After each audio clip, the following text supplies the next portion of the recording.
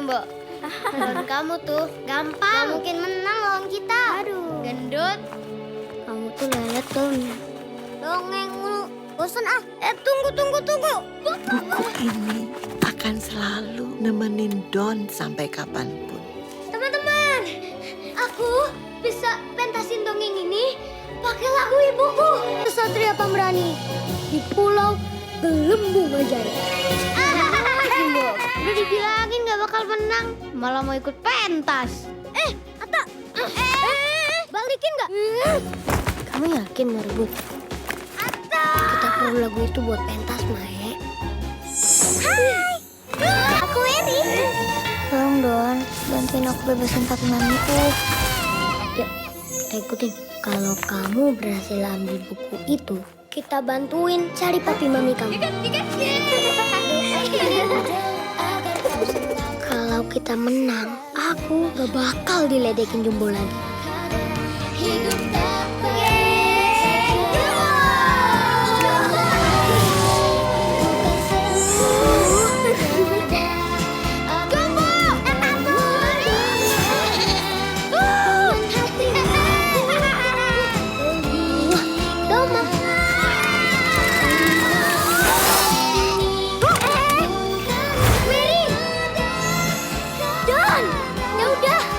Cari orang tua aku sendiri kalau kamu gak mau nolongin.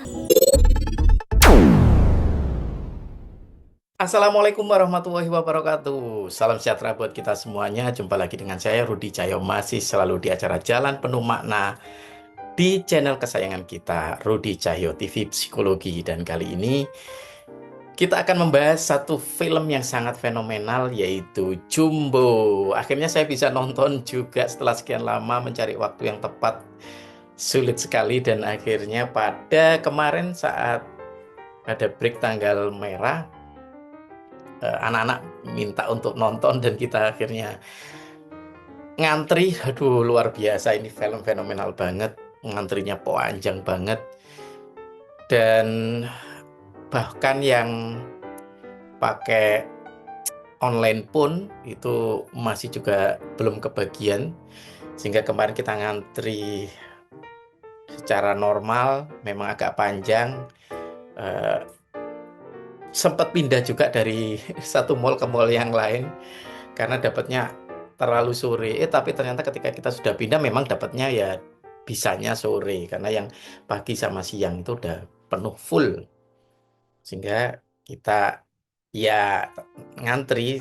Dan saya bilang ketika punya anak-anak bilang, apa anu aja ya, kemungkinan terburuknya ya memang belum bisa nonton hari ini, dan sudah enggak, no, ngantri aja, kita nikmati, ini bagian dari satu proses menjadi bagian dari masyarakat gitu kalau saya bilangnya kemarin ya, tapi guyonan juga ya.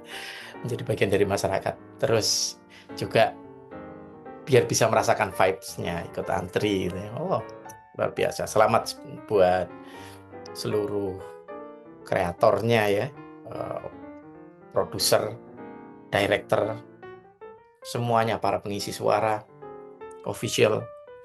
Selamat nih, hampir tembus 8 juta film ini.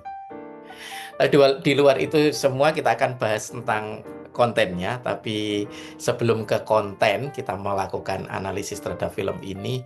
Kita ke yang surface dulu, ke permukaannya dulu. Jadi berkenaan dengan komentar saya terhadap film ini secara umum ya, secara general. Nah, film ini bagus banget secara marketing ya. Jadi ada kondisi di mana algoritma sosial itu berjalan gitu. Jadi kalau kita di YouTube, di sosial media ada algoritma, ini namanya ada algoritma sosial. Mungkin di awal butuh effort untuk melakukan marketing ya. Butuh diiklankan di YouTube, diiklankan di televisi. Wah, itu butuh effort. Tapi setelah effort itu melalui ambang batas tertentu, mungkin di jumlah penonton 1 jutaan, 1 juta, 2 jutaan gitu ya. Itu dari situ sudah mulai algoritma itu berjalan sendiri ya. Algoritma, terutama yang saya bilang tadi, algoritma sosial. Satu orang berkomentar, ada yang bikin konten, ada yang bikin ulasan, analisis, resensi, terus belum ketok tular yang secara face a face, langsung ketemu sama temannya, ya aku nonton ini dan seterusnya. Dan itu namanya seperti yang saya bilang tadi, algoritma sosial. Nah, itu bagus lah, di sisi itunya bagus. Terus kemudian saya ke filmnya ini ya, tapi masih belum analisis konten, tapi ke konten filmnya. Jadi film ini dari awal tapi sebelumnya saya bilang dulu ya, ini kayaknya agak-agak sedikit mengandung spoiler akhirnya ya. Tapi nggak apa-apa lah. Semoga bukan spoiler yang mengurangi antusiasme teman-teman untuk menonton, karena itu juga bentuk dukungan terhadap film Indonesia ya. Nah, spoilernya spoiler yang insya Allah tetap bikin penasaran untuk langsung nonton. Nah, untuk secara keseluruhan, ketika bahkan saya lihat prolognya ya, prolognya itu sendiri sudah langsung kelihatan bahwa mereka ini sadar atau nggak sadar mengikuti polanya Pixar yang biasanya digunakan untuk memproduksi film-filmnya Disney. Polanya Pixar itu, kan dulu saya itu aktif ada namanya komunitas Indonesia Bercerita ya. Cukup booming di tahun berapaan ya. Saya lupa, tahun 2010, 2011, 12-an. Itu cukup booming, terutama meskipun markas kita di Surabaya terus kemudian beralih ke Sidoarjo, itu tetap kita bisa reach menjangkau ke ibu kota ya, bahkan mungkin ibu kota yang lebih kenal kita ya. Nah, saya dulu aktif di Indonesia Bercerita sebagai CCO, Chief Creative Officer. Ya, kerjaan saya bikin cerita juga. Bikin cerita, bikin workshop, modul, pokoknya bagian masak lah ya.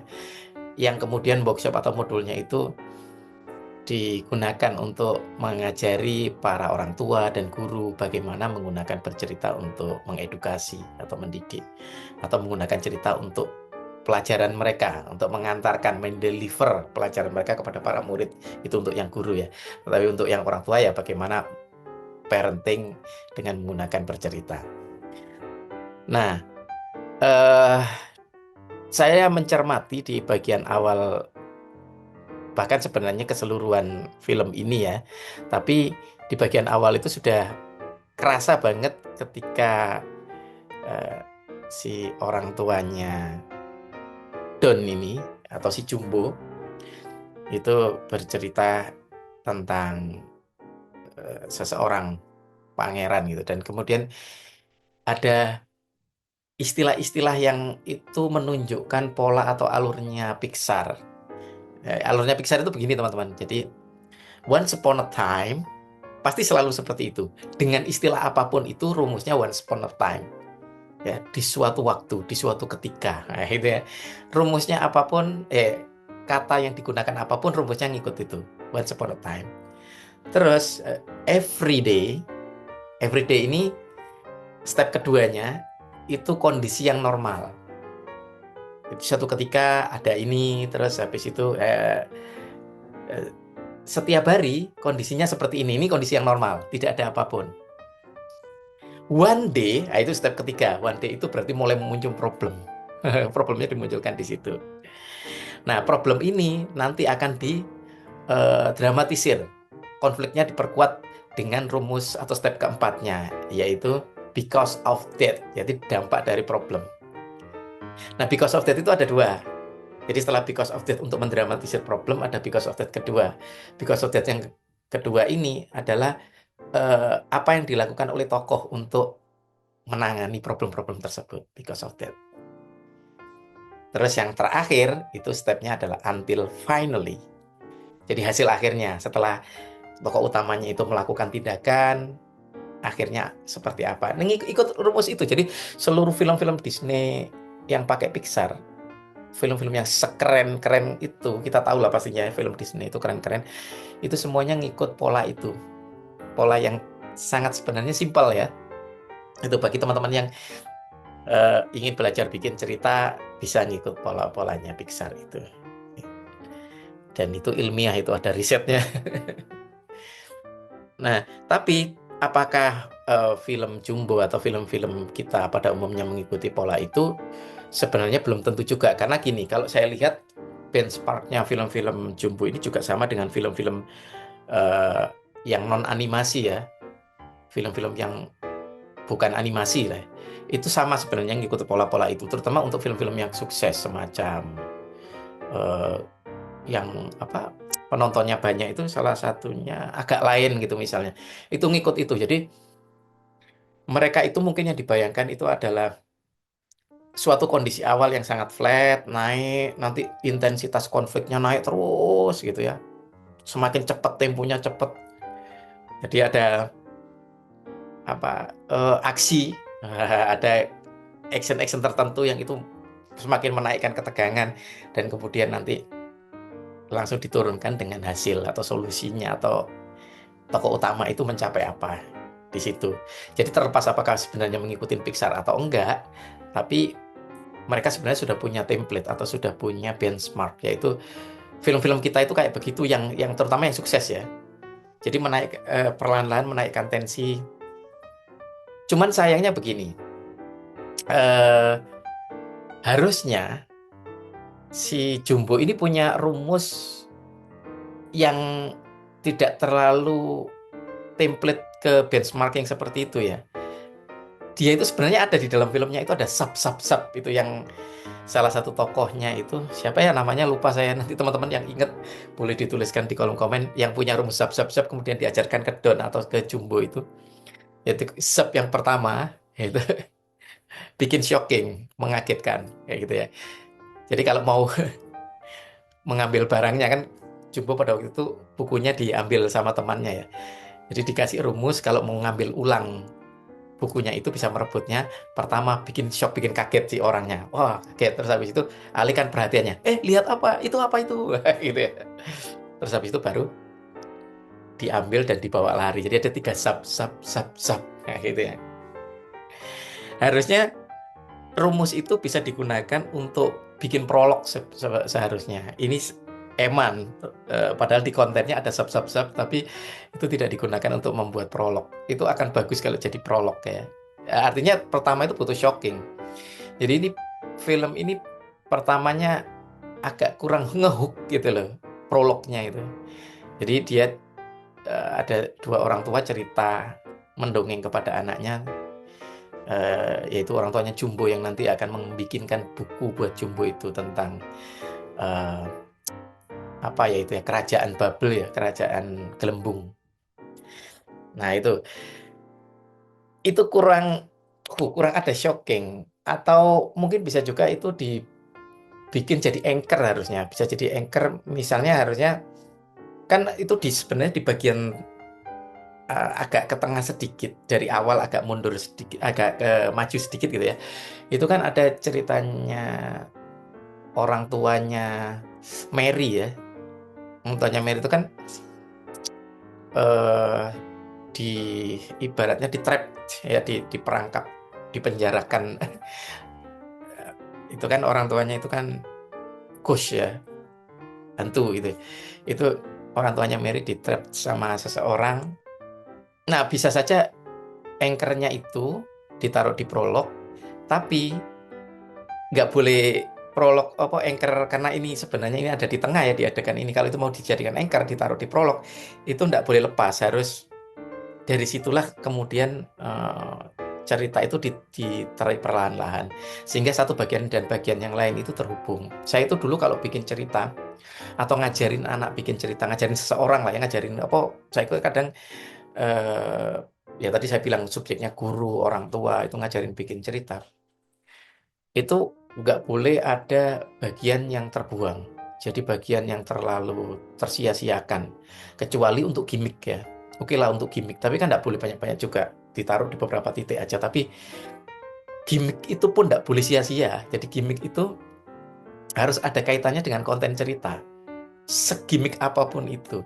Makanya saya itu kalau habis bikin cerita itu saya verifikasi. Biasanya entah saya sendiri yang bikin cerita atau para peserta saya bikin cerita, itu saya verifikasi mana bagian yang itu terbuang. Jadi tidak boleh ada yang bagian yang tersia-siakan. Semuanya itu harus include dan compact, akhirnya mendukung pesan utama. Ya, karena kalau di cerita itu ada komponen salah satunya kan komponen pesan, ada komponen tokoh, komponen setting itu tempat dan waktu, ya. Ada komponen interaksi antar tokoh, kayak gitu ya. Nah, itu semuanya harus kompak mendukung pesan. Harus ke tengah semuanya. Nggak boleh ada yang tersia-siakan. Nah, itu. Sehingga balik lagi ke tadi ya, awal tadi itu harusnya lebih bisa ngehook, dan harusnya si Jumbo ini bisa menggunakan sub si pembuatnya maksudnya, itu sebagai cara untuk shocking di awal harusnya, sehingga langsung menarik perhatian gitu ya. Nah, itu awalnya sih landai ya, itu tadi mungkin mengikuti rumus grafik, landai terus naik, terus makin rumit konfliknya, mungkin ngikut itu. Nah, tapi ini sudah keren lah, udah keren. Terus habis itu ada lagi nih berkenaan dengan tokoh. Sebenarnya tokoh ini tidak masalah ya. Mungkin barangkali saja kalau mau diperkuat karakteristiknya tokohnya, itu kan sebenarnya salah satu cara untuk memperkuat karakter tokoh itu kan lewat bagaimana cara tokoh itu berdialog ya, cara tokoh itu ngomong. Ya, misalnya dengan aksen-aksen tertentu kayak ups, atau keceguan atau apa, itu semuanya untuk memperkuat aksen tokoh. Dan aksen itu biasanya harus match dengan karakter. Misalnya yang karakternya tukang gugup, itu mungkin agak-agak tergagap ngomongnya. Karakternya pemberani, meledak-ledak, mungkin terlalu imajinatif, obsesif, kata-kata yang dipakai itu optimistik lah pokoknya, begitu juga bisa. Ya kayak di film-film kartun yang sangat sukses, serial kuat-kuat kan karakternya. Coba lihat aja di beberapa contoh film kartun bikinan Queen Bee, bikinan Disney, itu kan cara membuat tokoh kartunnya itu kuat karakternya itu lewat dialognya, lewat cara ngomong. Ada aksen, ada ketawa, ada cegukan, ada apapun, ada aksen. Nah, ini kalau saya lihat di tokoh-tokoh utamanya Jumbo itu semuanya lemah lembut, jadi agak flat gitu ya, terutama 3 tokoh utamanya itu. Terus yang mungkin agak sedikit berbeda ya siapa ya yang merebut bukunya itu, aduh saya itu kok lupa namanya. Itu agak sedikit berbeda, meskipun ketika mereka gabung jadi teman, mereka ikutan flat, ikutan sama karakternya. Jadi mungkin butuh dipetakan, ada yang pemberani, ada yang peragu. Mungkin saya kira kayak Jumbo mungkin punya karakter yang berbeda berdasarkan sikap dan perilakunya dia ketika dia mengutamakan pentas ya, tapi tidak menghiraukan teman-temannya, bagaimana perasaan teman-temannya. Mungkin itu juga salah satu karakter, tapi kan butuh diperkuat melalui aksen biasanya, melalui cara ngomong yang itu konsisten menunjukkan karakter. Nah, itu yang harusnya berasa berbeda, harusnya lebih kuat masing-masing pengisi suaranya ini ya. Nah, meskipun pengisi suara juga bukan penentu, yang penentu yang bikin skenarionya, bikin dialog, bikin ceritanya. Nah, itu yang saya kira beberapa input lah ya yang bisa saya berikan, mungkin barangkali saja untuk para kreator film-film berikutnya, terutama untuk film-film animasi, film-film yang imajinatif ini ya. Itu. Tapi untuk ngomongin konten secara psikologisnya, pesannya di film Jumbo ini pesannya direct, pesannya bagus, artinya gampang ditangkap oleh anak-anak. Jadi biasanya kan pesan itu di puncak konflik, terus bagaimana mengelola konflik. Nah, itu muncul kan memang di Jumbo yang lebih memperhatikan kepentingannya dia sehingga melupakan janjinya dia terhadap Mary, dan kemudian teman-temannya inilah yang menasihati dia untuk lebih peduli terhadap orang lain, bukan pada obsesinya dia untuk memenangkan pentas itu. Nah, itu pesannya dapat. Biasanya memang dituangkan di konflik sama solusi konflik. Ya, cukup sederhana cara menampilkan pesannya. Sederhana dalam artian gampang ditangkap. Nah, itu sudah oke lah. Karena biasanya kalau film-film sekelas Disney itu agak ada biasnya. Bias itu bukan mengaburkan ya sebenarnya, tapi men-split. Kalau di film Disney itu split. Jadi kalau film Disney itu misalnya ya, cari aja acak film Disney apa, terus kasihkan ke anak-anak suruh ngomentarin. Dia pasti bisa menangkap pesan, tapi pesannya itu pesan yang di levelnya dia, tapi tetap dapat. Itu memang planning, bukan side effect. Efek yang memang sudah direncanakan sama Disney. Ketika ditunjukkan kepada orang dewasa, itu berbeda. Feel dan stingnya itu beda. Langsung ada pesan yang itu implisit biasanya. Makna implisit yang anak-anak tidak tangkap. Tapi anak-anak bisa menangkap makna eksplisitnya. Dan makna eksplisit ini bukan cuma set effect ya. Kadang-kadang kalau kita bikin sesuatu kan ada main effect, ada set effect. Kalau main effect itu artinya ya pesan itu memang dimasukkan di kontennya, sengaja ditanamkan di situ, yaitu yang menjadi bagian utamanya dari cerita. Silakan nanti set effect itu dengan sendirinya bisa ditangkap, bisa istilahnya hadiah lah ya. Set effect itu cuma efek samping, hadiah aja. Kayak gitu. Tapi kalau ini enggak. Karena apa? Karena prinsipnya bikin cerita ataupun bikin modul pengajaran atau apapun, karena saya sendiri juga senang bikin modulnya training, modulnya workshop, fasilitasi gitu ya. Itu kalau kita diverifikasi tidak boleh ada set effect. Artinya semuanya, metode segala macam itu harus masuk di main effect. Maka dari itu, kalau Disney ini, kalau dia mau menciptakan set effect-nya itu by plan. Jadi bukan kebetulan. Memang dia rencanakan set effect-nya apa. Di situ. Nah, itu juga bisa jadi pertimbangan mungkin untuk para kreator cerita ya. Tidak hanya untuk film animasi dan terutama untuk film animasi karena konten ini, video ini untuk film animasi. Itu dulu kayaknya ya, karena kalau dikomentari setiap detailnya, pertama jadi spoiler, nanti terus yang kedua jadi terlalu panjang ini videonya. Nanti kita bahas sekali lagi, dan kalau memang teman-teman punya request untuk membahas dari sisi apanya, atau mungkin punya request di review film ini dari sisi psikologisnya, Kak, itu misalnya merekomendasikan sebuah film, oke, silakan tuliskan di kolom komentar. Demikian dari saya, mohon maaf kalau ada hal-hal yang mungkin barangkali saja kurang sip. Tapi itu semua ditujukan untuk edukasi. Jumpa lagi di Jalan Penuh Makna yang akan datang, masih selalu di channel kesayangan kita, Rudi Cahyo TV Psikologi. Assalamualaikum warahmatullahi wabarakatuh.